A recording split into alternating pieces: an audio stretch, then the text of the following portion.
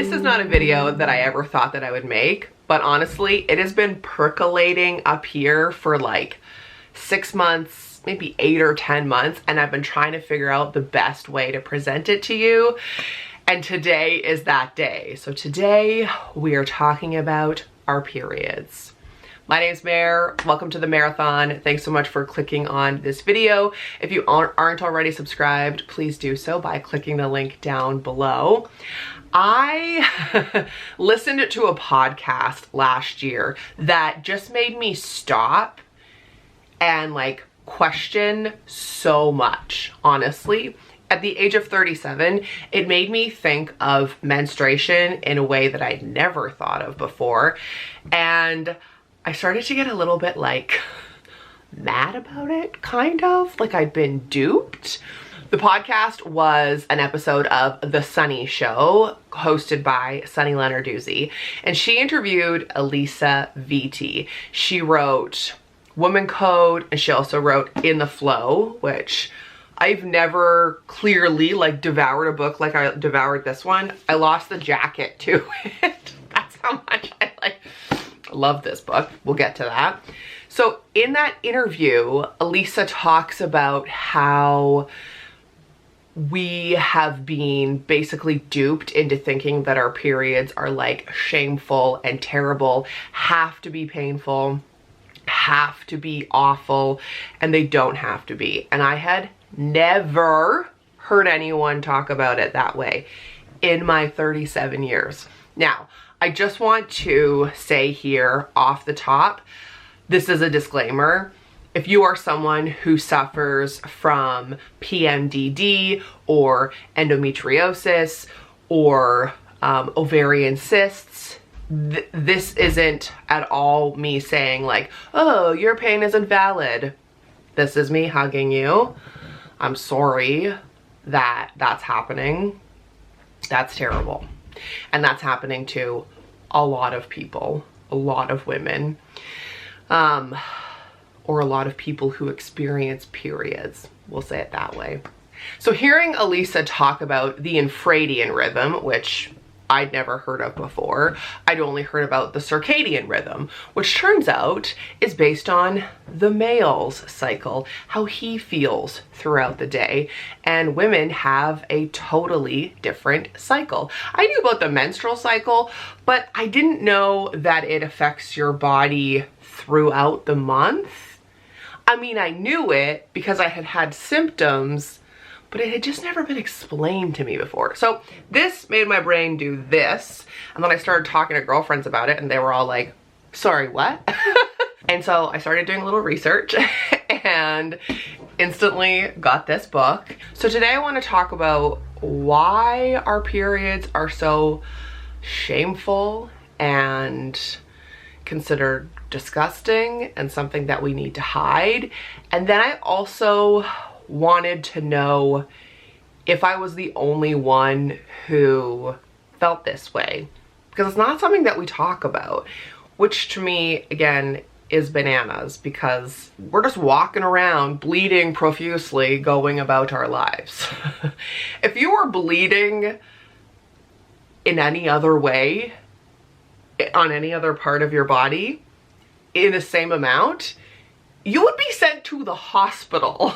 But instead, we're just like going about daily life, being badasses, killing it, and continuing on. So that's what we're gonna talk about today. And I also did a survey because I wanted to know if I was the only one who felt this way, and I wanted to learn more about it. And almost 500 of you responded. So thank you for that. I'm going to show you some of that data, but I wanted to start out with some of the stuff that I've learned in my anthropology class this year about like why. I just kind of hit a wall and was like, why is this such a taboo? We've got notes, we've got tabbies, because I want to share this with you.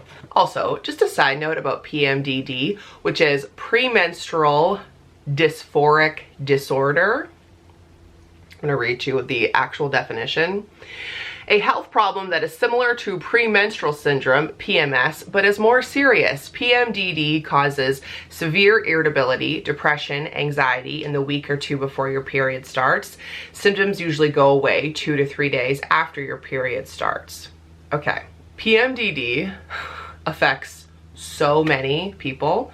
I've heard from marathoners who have it and who are trying to make it more known. We learned in my psychology class that it is considered a mental disorder in the DSM-5, which is like this holy grail book that comes out written by doctors and psychiatrists and psychologists. What? So this says treatment, selective serotonin reuptake inhibitors. Again, we're told you have your period, it's really bad, here, just take a pill. It's all in your head. Makes me irate.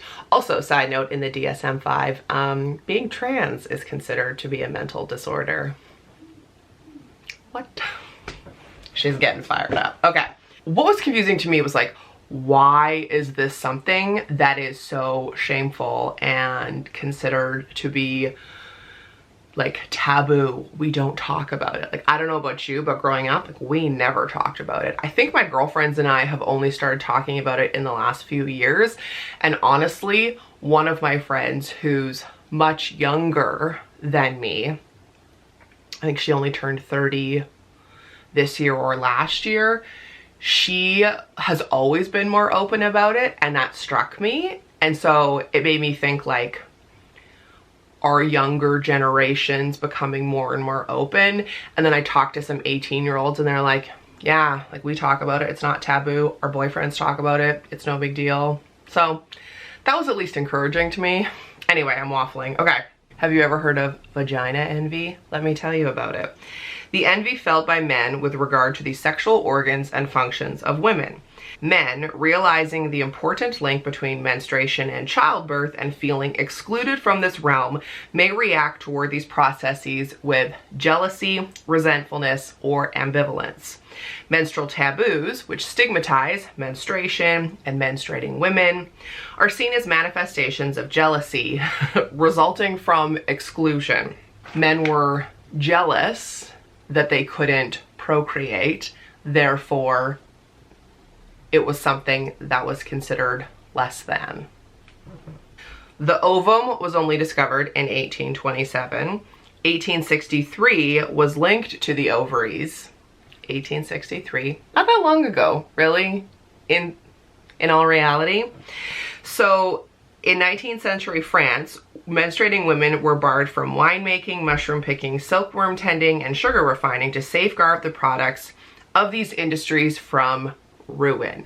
They were also not allowed to be operated on when they had their periods.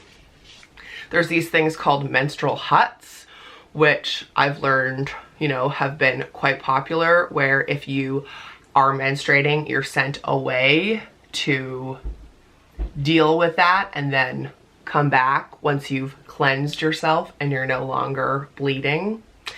Some of these huts seem to be quite disgusting and unsanitary, and again, a place where you go to like do that thing that's shameful and then re-enter society. First of all, I thought a menstrual hut sounded like kind of awesome.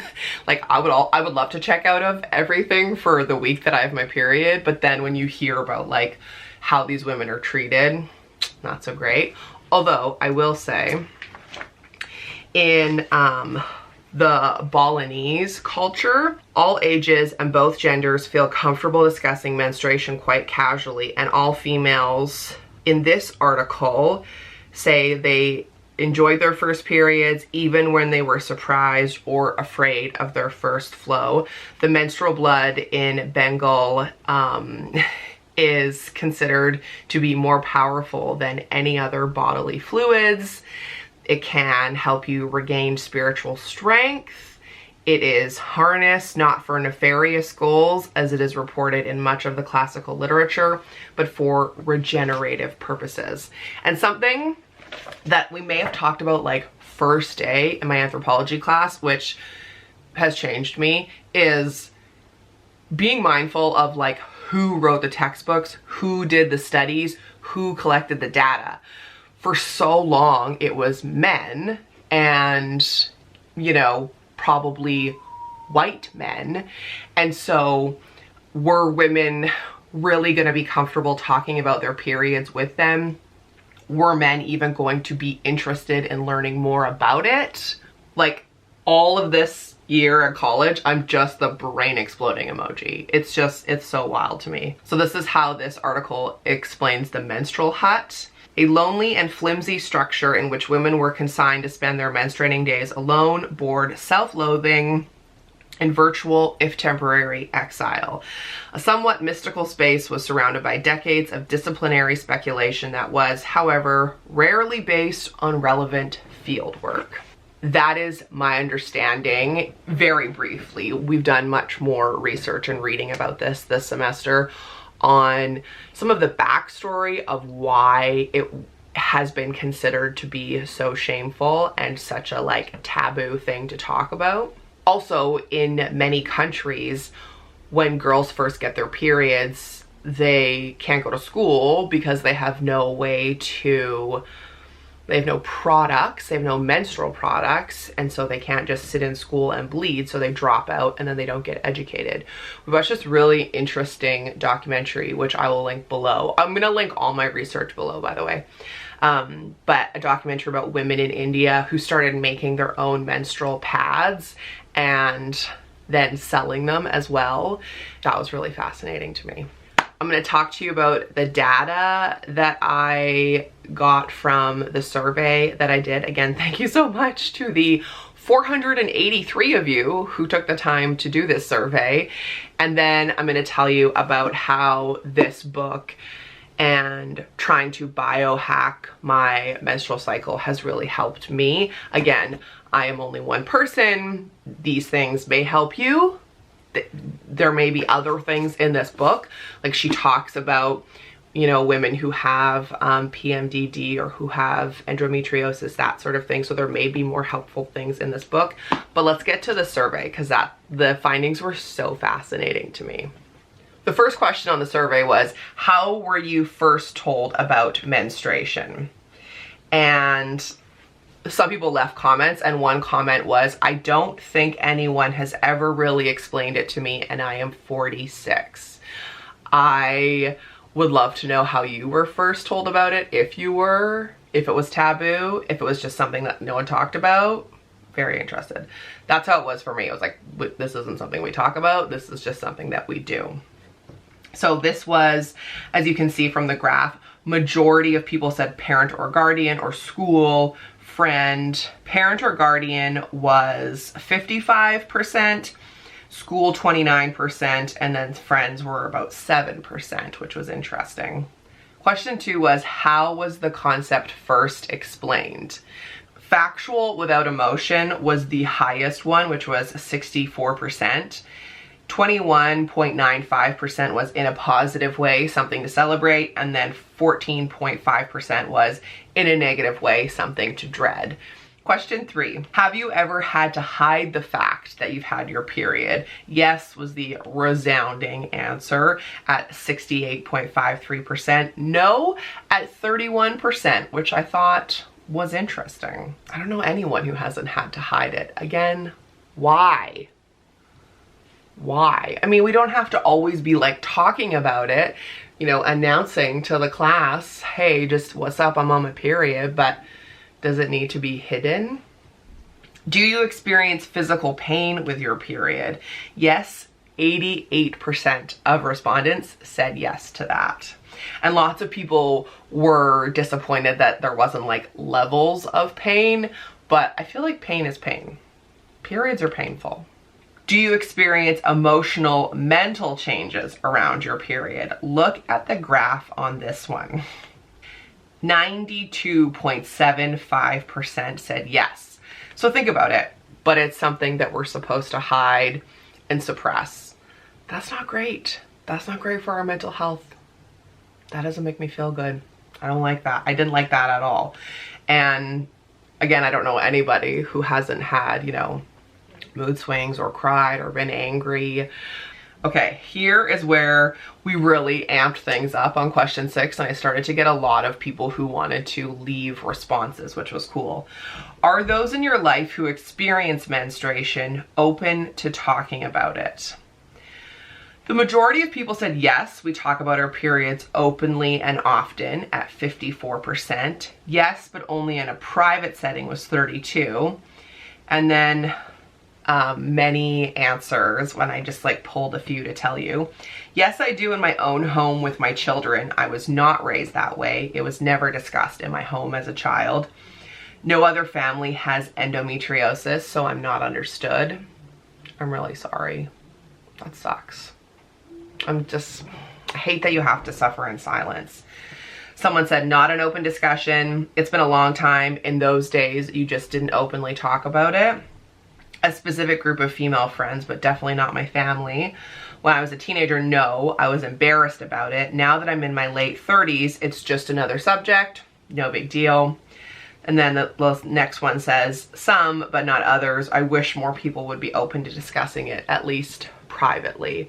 Again, I'm not saying we need to like flaunt it, but it is nice to know that you have a safe space to discuss, like, hey, this is going on with my body. Have you experienced this? Or, hey, I'm really struggling. Or even just like, does anyone have a tampon? That's not something that was asked. Like when I was a teenager in my 20s, oh no. And like we put it up the sleeve and hid it to walk to the bathroom at work so nobody knew. Something that was interesting about this survey, if I can just pause the data for a second, women who were older and no longer menstruate, there was a few that really like wanted to report that for some reason. I didn't do any like, how old are you, you know, that sort of thing. So I have no idea the age ranges that completed this survey, but that was interesting to me. Like older women being like, oh, just so you know, like, I don't get it. Like I needed to know that, which I thought was interesting. And then also older women being like, who cares about this? Like, why are we even talking about it? It's not something we talk about. Like the questions are kind of silly. And then other women answering the survey and saying, I felt so seen. So we're all so different, you know? Are those in your life who don't experience menstruation open to talking about it? Okay, I just want to notice one thing. 3 respondents skipped that question. So what does that tell us? 48% said yes, they're comfortable talking about it. They'll buy period products. Yes, but it makes them uncomfortable was 35%. And then the other one was 15.6%. I would never bring it up and they would never talk about it. So do the men or those people in your life who are non-binary and who don't experience menstruation, do they talk about it? If you ran out of tampons, would they buy them for you? Or is it like you're broken, you're on your period, like, go to the proverbial menstrual hut and don't talk to me? Curious. Have you ever considered that your period could be a positive thing? This brought out a lot of answers. 34% said yes, I know that it's something to be celebrated, which blew my mind that it was even that many people. And then 29% said no, I couldn't imagine it being anything but terrible. 7.9% said I wish, but I have been raised to feel shame about it. And then there were a lot of answers. It was a positive thing until I hit 50 and then I no longer wanted it. Then it became a hindrance.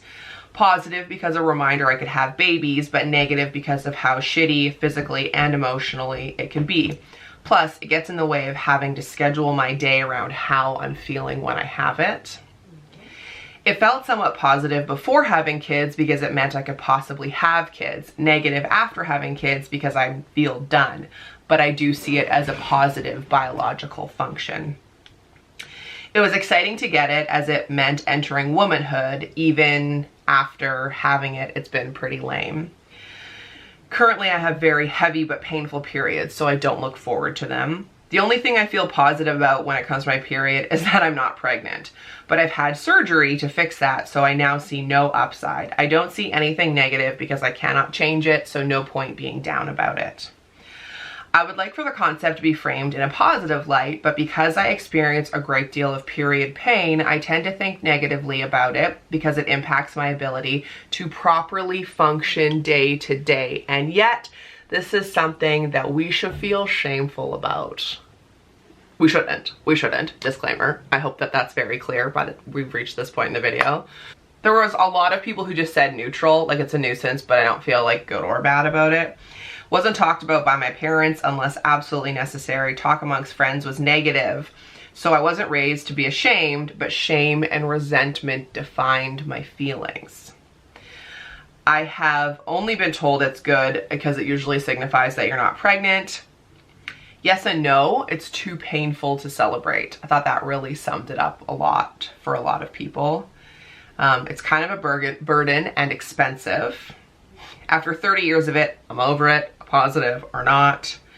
3 generations of women with bad endometriosis. We all hated our periods because of pain and other immune issues with it.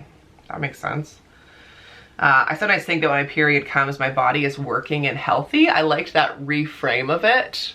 You know, like it shows that things are working as they're meant to. I'm older, so I first experienced dread and shame, then over the decades came to overcome the negativity and even celebrate it. I don't celebrate it, but I ensure my daughter knows to be proud and not embarrassed. I loved this. I don't pull out the pom-poms about it, but I'm grateful to have a period. No, I feel so disgusting when I have my period. I enjoy being female in every aspect except this one. I wouldn't mind one bit if I never had it again. And then this was great. It's neither negative or positive. It just is. Like dental hygiene. I don't feel like I need to celebrate it. What do you wish was different about how menstruation is considered in our Western world? And that was the last question. The majority said, I wish those who don't menstruate were more informed. And then the rest were pretty even, but a lot of great responses. There were so many great responses, so if you wrote something out and I'm not reading it, I'm sorry. I did read through all of them, but this is already very long, and I knew I was gonna have a lot to say. I wish it wasn't seen as dirty or something to hide or be ashamed of. It would be nice to be more normalized or to feel something to feel awkward about with the opposite sex. I wish it was more studied. Doctors tend to not consider issues a problem and then they don't know how to help, which this just happened to a girlfriend of mine. She went to the doctor because her periods are so bad and he just looked at her and said, so what do you want to do about it? It's like, I'm coming to you, the doctor. I wish people said that there was nothing to be ashamed of and there shouldn't be a stigma attached. I wish more was known and shared about endometriosis and more understood. I think that would be a great podcast episode. And PMDD too. Thinking about finding your cape, the podcast coming back, and that would be an interesting one. I wish we had actual choices over our bodies. I wish that if we wanted to have an operation to stop our periods permanently, we should have that right. I wish the emotional ups and downs were honored instead of criticized or laughed at. If we could honor our ups and downs instead of being criticized or laughed at. I feel that one. I feel that one. It was taboo as far as my mom was concerned. I have PCOS and endo. I've been hospitalized for the pain and still she wasn't comfortable. She never shared that both her and my grandmother had ovarian cancer until I went for my first surgery because I had dark spots on my ovary. I talk openly about my concerns with all my children. My daughters felt comfortable and celebrated when they got their period, and my husband and sons may not like hearing about it, but it's important for them to understand it's a normal bodily function as pooping or body odor. High five to you. I wish I was celebrated for what men do while bleeding, cramping, dealing with emotions, instead of shamed for it or being ignored. I wish that pain and illness around menstruation was taken more seriously by employers and those who experience periods were allowed accommodations, sick days, work from home. I wish it wasn't talked about so negatively by other women. That's a good one. That's a really good one. I knew I had something in my research about that. The menstrual experience speaks here to broader feminist concerns. Sadly, the empowerment of some women often comes at the expense of others. Women's bodies, which might serve as a foundation for female solidarity, can be culturally manipulated in such a way as to divide rather than unite women of diverse class and prestige backgrounds, exemplifies how social status and gender can work against each other. Not feeling worthless by my employer when I call into work absent every month because of my period. Stop taxing feminine products such as pads, tampons, and menstrual cups. I think we've come a long way in the last 30 years in terms of speaking openly and education about menstruation as a whole. What we have not made progress in how much it costs to deal with periods for women on a monthly basis, even for just the basics. Less fear, dread projected onto young people who haven't got their period yet. I have endometriosis since my first C-section in my early 20s, which causes a lot of pain and missed work. Many of my bosses and managers used to tell me, take a Tylenol and get over it. That is shit. I'm so sorry. Wishing any body science was explained at younger ages to everyone, so it's just what happens to humans. I wish that it was free menstrual products and 3 days off work every month. Thank you so much to everyone who took time to answer that survey. I couldn't believe there was almost 500 respondents, and so many of the answers were so passionate, and I hope that you hearing those answers helps you feel less alone, as many of the respondents said that just doing the survey made them feel. Now, I just wanted to end by telling you a few things that have helped me with my menstrual cycle. Let me get them. Let's talk about this book. This is what's really helped me biohack my period, and my period is definitely not something I look forward to. It's not something I celebrate, but it is something that is starting to become more manageable and less painful, and I'm more aware of when things are happening and why they're happening. This book was great. She also wrote Woman Code, and I'm wondering if you'd be interested in that being the next Mare Reads book club pick, so let me know. Okay, so she talks about the infradian rhythm. I'm not going to get into all of it because this video is already very long, but there's 4 phases: the follicular, ovulatory, luteal, and menstrual. And this is how I took notes when I read this book. Ta-da! Because it blew my mind what she talked about. So there's things that you can eat in each phase that helps your body naturally, and there's different kinds of exercise that you should do in each phase. Like if you are someone who does yoga or you're someone who does spin, like I do both of those, have you ever noticed that sometimes your cardio is great and sometimes it sucks? Or if you're in yoga, like your balance is terrible sometimes and sometimes you could stand there forever. It has to do with your cycle. So she talks about how, like, when you're in your menstrual phase, to not expect to do a lot of cardio, do more like yin yoga and walking, but you can do cardio in your follicular and your ovulatory. And so I've stuck to this for the last like maybe 5 months, and I've noticed such a change. She talks about things to eat for cramps. One thing is the bloatini, which I have just like loved and has made such a difference. So it's beets, carrots, celery, and lemon, and you juice it. And I make probably 2 of these right when I get my period, and it makes such a difference for my bloat and my cramps. You know, the food that you eat each phase is different, and it's like helping your cycle. For example, when you are menstruating, she talks about eating like really iron rich food: beets, kale, mushrooms, kidney beans, blackberries, blueberries, that sort of thing. I'm obviously plant-based, so I didn't include any of the meat options, but there are meat options.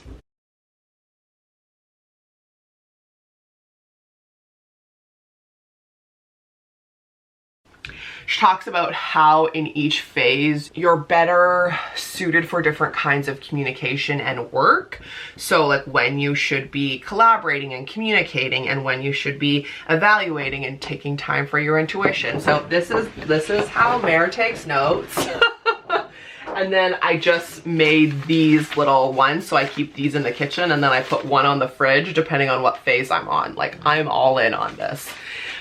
She also talks about like supplements and that sort of thing. The one that's really helped me is, believe it or not, my beloved mag oil. This is the So Luxury magnesium oil, and this, I started using this for sleep a few years ago. If you've seen my video from probably 3 years ago of how I got off sleeping pills, and this was like a huge thing for me. I kind of stopped using it, and now that I'm back on the train of using this every night, I put about 10 to 12 sprays on my stomach.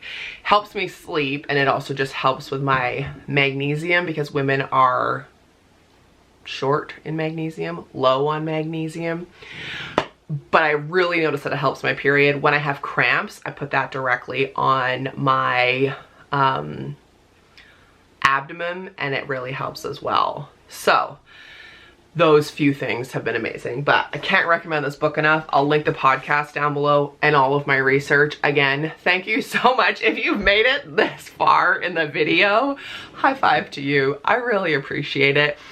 I know that this isn't the sexiest topic, or a topic that maybe you've been sitting there cringing the whole time, but thanks for watching. Thanks for listening to what I have to say about it.